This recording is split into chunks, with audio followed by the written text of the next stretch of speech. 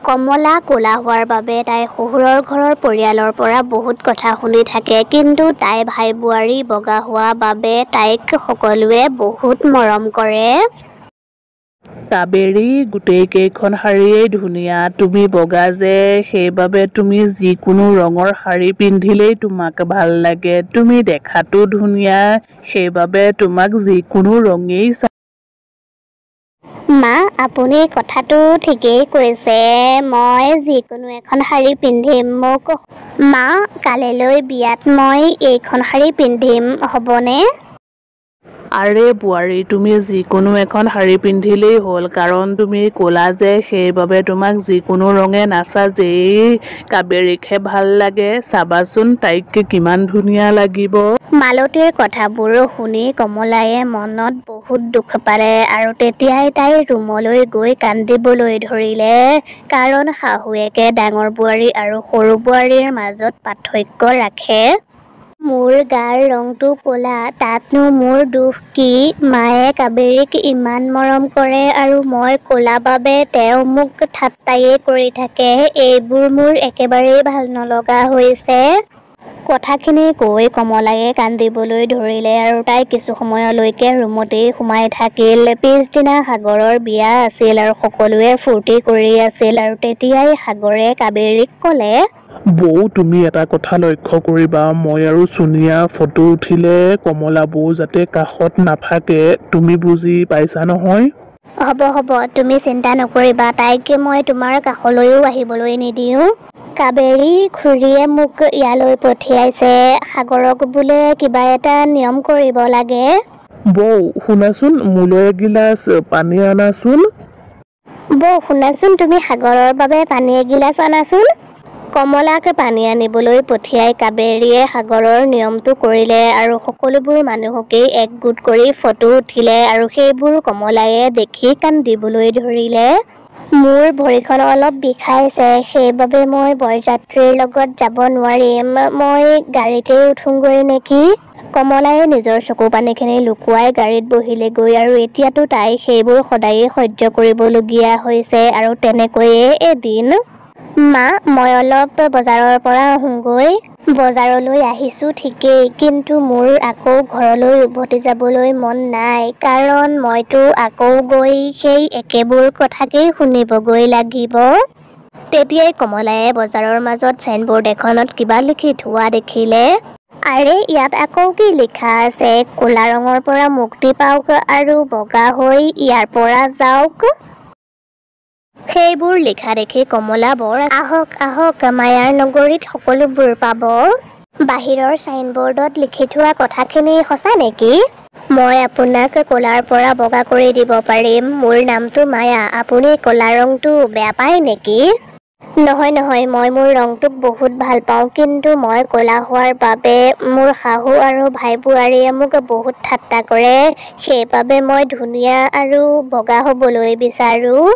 কথাখিনি শুনি মায়ায়ে ক'লে, ঠিক আছে, মই তোমাৰ কথাবোৰ শুনিলোঁ, সেইবাবে মই তোমাক যাদুকৰী আইনালৈ পঠিয়াইছোঁ। চাবা, এটা কথা মনত ৰাখিবা, এই যাদুখিনি প্ৰত্যেক অমাৱস্যাৰ নিশা শেষ হয়। সেইদিনা ৰাতি যদি তোমাক কোনোবাই দেখা পায়, তেতিয়াহ'লে তুমি আৰু কেতিয়াও বগা নহ'বা, তুমি ক'লায়ে হৈ থাকিবা। তাৰ পাছত মায়ায়ে কমলাক যাদুকৰী আইনালৈ পঠিয়ালে আৰু তাৰ পৰা ওলাই অহাৰ পাছত কমলা ধুনীয়া আৰু বগা হৈ গ'ল আৰু তাই নিজকে দেখি বৰ আচৰিত হৈছিল। এইজনী ময়েই নে? মই দেখোন বগা হৈ গ'লোঁ। এতিয়া আৰু মোক কোনেও ঠাট্টা কৰিব নোৱাৰে। মোৰ এই ৰূপটো দেখি শাহুমা আৰু ভাই বোৱাৰী ক'ব নোৱাৰা হৈ যাব। আপোনাক বহুত ধন্যবাদ। আপোনাৰ এই উপকাৰ মই কেতিয়াও পাহৰিব নোৱাৰোঁ। মায়াৰ যাদুকৰী আইনায়ে কমলাক বগা কৰি পেলালে আৰু তাই যেতিয়া ঘৰলৈ আহিলে, তেতিয়া তাইৰ ঘৰৰ ওচৰ চুবুৰীয়া মানুহবোৰে তাইক লাগি চালে। এইজনী মালতীৰ ডাঙৰ বোৱাৰী কমলা নহয় জানো? তাই ইমান ক'লা আছিল, এতিয়া এনেকুৱা লাগিছে যেন তাই গাখীৰে গা ধুই আহিছে। সঁচাকৈ তাইক ইমান ধুনীয়া লাগিছে। কালিলৈকেতো ক'লাই আছিল, আজি একেবাৰে বগলীৰ দৰে বগা হৈ আহিছে। আমাৰ ঠাইখিনিত কিন্তু তাইৰ নিচিনা ধুনীয়া কোনোৱেই নহ'ব চাগে। মহিলা কেইগৰাকীয়ে গোট খাই কথা পাতি আছিল আৰু তেতিয়াই কমলা তালৈ আহি তেওঁলোকক মাত লগালে। খুৰী, মই কমলা। আপোনালোকে মোক চিনি পোৱা নাই নেকি? কমলা ঘৰৰ ভিতৰলৈ সোমাই গ'ল আৰু তেতিয়াই শাহুৱেকে ক'লে, আপুনি কোন হয়? ইমান ধুনীয়া মহিলা এইগৰাকী কোন হয় বাৰু? মা, মই কমলা। আপুনি মোক চিনি পোৱা নাই নেকি? কমলা, তই ইমান ধুনীয়া কেনেকৈ হলি? তই ক'লাৰ পৰা বগা কেনেকৈ হলি? তই বজাৰলৈ গৈছিলি নে মায়ানগৰীলৈ গৈছিলি? বৌ, বজাৰত তুমি কোনজন যাদুকৰক লগ পালা? তুমি ইমান পটককে বগা হৈ গ'লা যে? কাবেৰী, তোমালোকে আম খোৱাচোন, গুটি কিয় গন্তি কৰিব লাগে? আগতে মই ক'লা থাকোঁতেও আপত্তি আছিল, এতিয়া মই বগা হওঁতেও তোমালোকৰ আপত্তি গুচা নাই। চাওঁ, আঁতৰ হোৱা, মোৰ বৰ ভাগৰ লাগিছে, মই অকণমান আৰাম কৰোঁগৈ। আৰু তুমি পোলাও বনাওঁতে মটৰ কেইটামান বেছিকৈ দিবা। আৰু মা, আপুনি মোৰ শাৰীখন ইস্ত্ৰি কৰি থ'বচোন, মই সন্ধিয়া এটা পাৰ্টিলৈ যাম।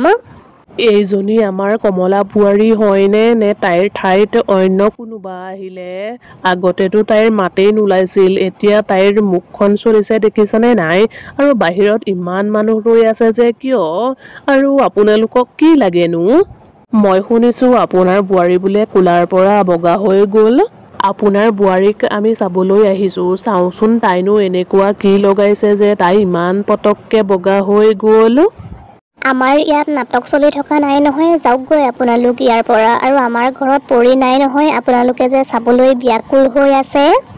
কোনোবা আহিছিল নেকি মা? কাৰোবাৰ মাত শুনা যেন পালোঁ। ওচৰ চুবুৰীয়া মানুহবোৰ আহিছিল তোমাক চাবলৈ। তেওঁলোকে সুধিছে, তুমি এনেকুৱা কি লগাইছা যে তুমি ইমান পটককে বগা হৈ গ'লা? মা, তেওঁলোকক চাবলৈ নিদিলে কিয়? আৰু এটা কথা, আজি আমাৰ ঘৰলৈ নিউজ চেনেলৰ ৰিপৰ্টাৰ কেইজনমান আহিব। তাৰ পাছত পিছদিনায়ে কমলাৰ ঘৰলৈ নিউজ চেনেলৰ ৰিপৰ্টাৰ কেইজনমান আহিল আৰু তেওঁলোকে কমলাক কিছু প্ৰশ্ন কৰিলে আৰু কমলায়ো তেওঁলোকৰ প্ৰশ্নৰ উত্তৰ দিলে। আৰু কমলাৰ সেইবোৰ দেখি শাহুৱেক আৰু কাবেৰী তাইক লৈ বহুত জ্বলিছিল। মালতী আৰু কাবেৰীয়ে এতিয়া কমলাক বহুত হিংসা কৰে। আৰু এদিন কমলায়ে তাইৰ স্বামীক কৈ আছিল, হেৰা, শুনিছা, ৰাজুৰ ল'ৰাটোৰ জন্মদিনৰ পাৰ্টিত মোক স্পেচিয়েল গেষ্ট হিচাপে মাতিছে, তুমি যাবানে মোৰ লগত? এইজনীয়ে পাৰ্টি খাই ঘূৰি ফুৰক আৰু ঘৰৰ কাম বনবোৰ কৰি কৰি মই মৰো, তাতকৈ মই মাৰ ঘৰলৈকে যোৱাগৈ ভাল হ'ব।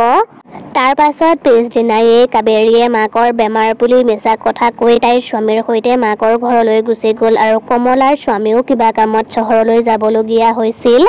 কমলা, কাবেৰী আৰু ভাইটি কাবেৰীৰ মাকৰ ঘৰলৈ গৈছে আৰু ময়ো কামত চহৰলৈ যাওঁ, কালিলৈহে আহিম। তুমি মাৰ খেয়াল ৰাখিবা দেই। ভালেই হ'ল, আজি ঘৰত কোনো নাই আৰু ৰাতিটো মা সোনকালে শুই থাকে। আৰু আজি অমাৱস্যা ৰাতি, সেইবাবে আজি মই আগৰ ৰূপত থাকিম। আজি ৰাতিটো পাৰ হৈ গ'লে কালিলৈ মই আকৌ নতুন ৰূপটো পাম। কিছু সময়ৰ পাছতেই ৰাতি হ'ল আৰু তেতিয়াই কমলায়ে ক'লে, ভালেই হ'ল, মা সোনকালে শুই গ'ল। মোৰ হাত ভৰিবোৰ দেখোন ক'লা হৈ আহিছে। আজিৰ যাদু শেষ হৈছে, তাৰমানে মই আজি আগৰ ৰূপত থাকিব লাগিব। মই এতিয়া শুই থাকোঁ, ৰাতিপুৱা হোৱাৰ লগে লগেই মইতো আকৌ নতুন ৰূপটো পাই যাম। আৰে, সেয়া দেখোন মাৰ মাত। বোৱাৰী, বোৱাৰী। মা, মা, কি হৈছে আপোনাৰ? আপুনি চকু মেলকচোন। নাই, মই মাক এনেকৈ চাই থাকিলে নহ'ব, মই মাক হস্পিটাললৈ লৈ যাব লাগিব। তাৰ পাছত কমলায়ে শাহুৱেকক অটত উঠাই হস্পিটাললৈ লৈ আহিলে আৰু কিছু সময়ৰ পাছতেই কমলাৰ গা ভাল হ'বলৈ ধৰিলে। কিন্তু কমলায়ে এইটো কথা পাহৰি থাকিলে যে সেইদিনা অমাৱস্যা ৰাতি আছিল, সেইদিনা তাইৰ ৰূপটো যাতে কোনেও নেদেখে। কিন্তু তাইৰতো এতিয়া উপায়েই নাছিল। তাৰ পাছত তাই কান্দি কান্দি শাহুৱেকক সকলোবোৰ কথা ক'লে। বোৱাৰী, তোমাৰ অন্তৰখন বহুত ভাল। ভুলটো আমিহে কৰিছিলোঁ, তোমাক ক'লা বুলি হাঁহি। তুমি নিজৰ যাদু শেষ কৰি তুমি মোক হস্পিটাললৈ আনি তুমি মোৰ জীৱন বচালা। তুমি কিন্তু জানিছিলা আজি ৰাতি তোমাক কোনোবায়ে দেখিলে তোমাৰ যাদু শেষ হৈ যাব। মা, আপুনি তেনেকৈ নক'ব। আপোনাৰ জীৱনতকৈ মূল্যৱান আৰু মোৰ বাবে একো হ'ব নোৱাৰে। সেইদিনাৰ পৰাই সকলোৱে কমলাৰ বহুত প্ৰশংসা কৰিলে আৰু কমলায়ো বুজি পালে আইনাৰ যাদুৰ বগাতকৈ নিজৰ অন্তৰখনহে বগা হ'ব লাগে। আৰু সেইদিনাৰ পৰাই সকলোৱে মিলি জুলি থাকিবলৈ ল'লে।